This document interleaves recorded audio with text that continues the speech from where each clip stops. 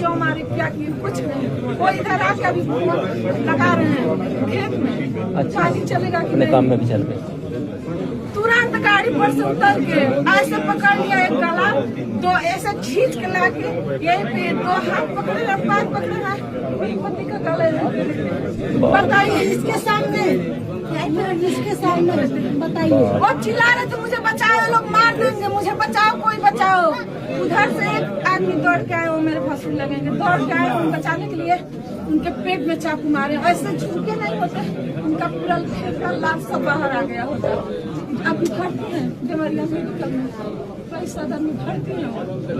देखिए 6-7 लड़की आई थी, सभी लोग बचाने गए, मेरे भैया को छोड़ो, मेरे भैया को छोड़ो, सभी को राड से पता नहीं क्या क्या लिए थे, मुझे समझ नहीं आ रहा है बोलने में भी।